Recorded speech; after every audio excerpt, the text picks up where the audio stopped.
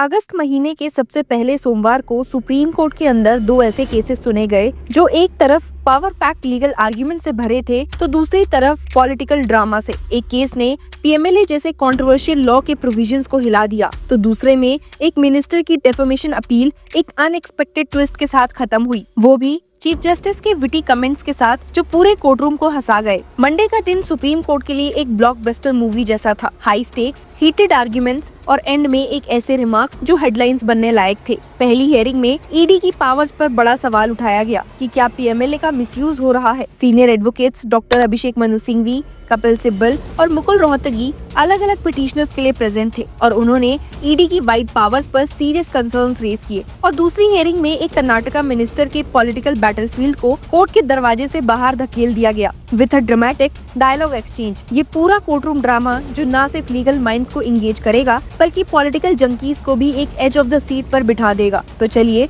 बिना देरी करते हुए जानते हैं कि क्या इंटरेस्टिंग हियरिंग सुप्रीम कोर्ट में सुनी गई है। सबसे पहले उस हियरिंग का या यूं कह लीजिए उस कोर्टरूम एक्सचेंज की तरफ बढ़ते हैं जिसने माहौल में एक ड्रामेटिक मूवमेंट क्रिएट कर दिया। कर्नाटका मिनिस्टर शिवानंदा एस पाटिल ने सुप्रीम कोर्ट के सामने अपनी अपील फाइल की थी जो कर्नाटका हाई कोर्ट के सितंबर 28, 2024 के ऑर्डर को चैलेंज करती थी। हाई कोर्ट ने बीजेपी एमएलए बसानागौड़ा आर पाटिल यत्नल के खिलाफ डेफेमेशन केस क्वैश किया था क्योंकि मजिस्ट्रेट ने बीएनएसएस के प्रॉपर प्रोसीजर्स फॉलो नहीं किए थे। चीफ जस्टिस बीआर गवाई जो जस्टिस के विनोद चंद्रन के साथ बेंच पर बैठे थे, उन्होंने शुरू में ही क्लियर कर दिया, I always tell you to fight political battles outside the court and not here. लेकिन पिटिशनर के लॉयर ने आर्ग्यू किया कि कंप्लेनेंट एक सिटिंग कैबिनेट रैंक मिनिस्टर है, जिस पर चीफ जस्टिस ऑफ इंडिया ने कैजुअली रिप्लाई दिया, so what, dismissed with a cost of ₹25,000। जब लॉयर आर्ग्यू करते रहे तो चीफ जस्टिस ऑफ इंडिया ने मजाक में बोला, okay 1 lakh, I forgot you are a minister. Lawyer फिर से इंसिस्ट करते रहे तो चीफ जस्टिस ऑफ इंडिया ने कॉस्ट को और बढ़ा दिया और कहा,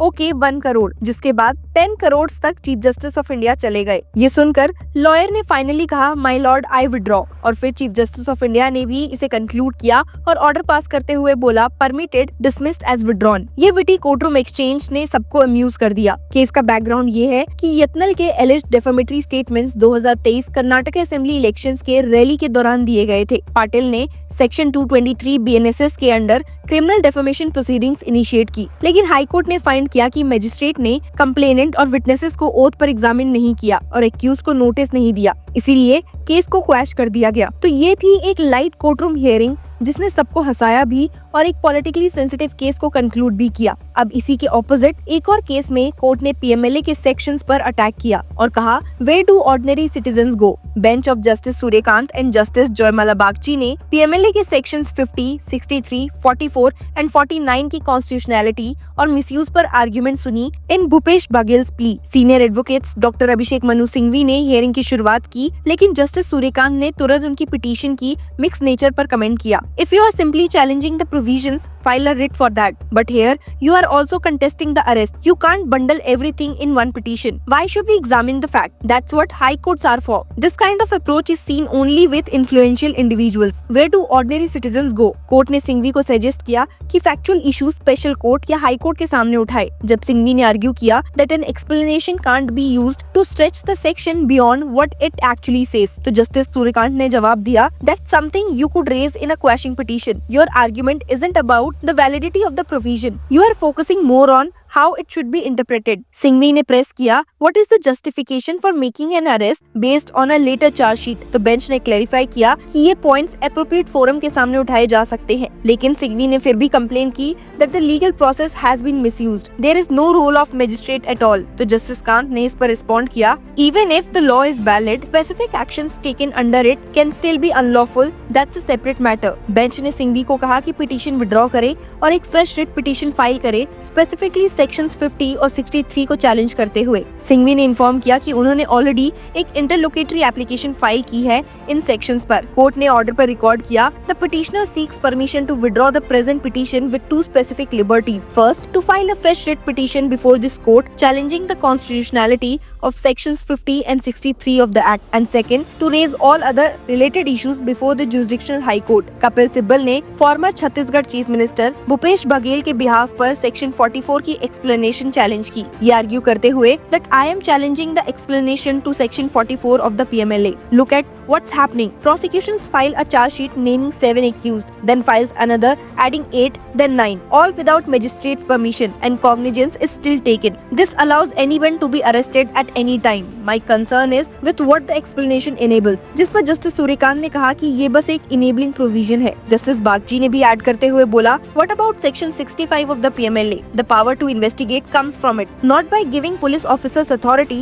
but by empowering authorized officer. Chapter 12 of the CRPC allows further investigation. तो कपिल सिब्बल ने आर्ग्यू किया कि लेकिन PMLA ये प्रोवाइड नहीं करता। CRPC के अंडर भी नए लोगों को ऐसे इन्वेस्टिगेट नहीं कर सकते। तो जस्टिस बागची ने नोट किया that it depends on the facts of each case. Bench ने सिब्बल के कंसर्न को एक्नॉलेज किया, stating that such wide powers do risk being abused and targeting innocents. Court ने एक्सप्लेन किया कि अमेंडेड लॉ अब चेक्स प्रोवाइड करता है। The new law addresses this concern. It now requires prior judicial sanction. Before trial begins, the investigating agency has authority. After the charge sheet is filed, further investigation needs court permission. Sibal ने फिर भी insist करते हुए बोला, but they continue investigating after cognizance without seeking permission. Court ने advice दिया कि अगर ऐसा होता है तो इंडिविजुअली उसे हाई कोर्ट के सामने चैलेंज करे। मुकुल रोहतगी ने सेक्शन 49 चैलेंज किया, लेकिन कोर्ट ने उनको भी बोला, mister Rohatgi, even for section 49, please approach the high court. इस हियरिंग से क्लियर हुआ कि supreme court broader constitutional question सुनेगा, लेकिन फैक्चुअल डिस्प्यूट्स और specific misuse allegations high court के लिए है। आज की सुप्रीम कोर्ट हियरिंग्स ने दो क्लियर सिग्नल दिए। एक तरफ PMLA के मिसयूज और ED की वाइड पावर्स पर कोर्ट ने कंसर्न एक्सप्रेस किया, लेकिन फैक्चुअल डिस्प्यूट्स को हाई कोर्ट के डोमेन में रखा। तो दूसरी तरफ पॉलिटिकल डेफेमेशन केसेस पर कोर्ट ने एक मैसेज दिया कि पॉलिटिकल बैटल्स कोर्टरूम में नहीं, पब्लिक एरिना में लड़ो। दोनों हियरिंग्स ने जुडिशरी का एक यूनिक मिक्स दिखाया, स्ट्रिक्ट लीगल रीजनिंग के साथ थोड़ा ह्यूमर भी, making Monday a day to remember in the Supreme Court. Thank you for watching this and keep following Law chakra.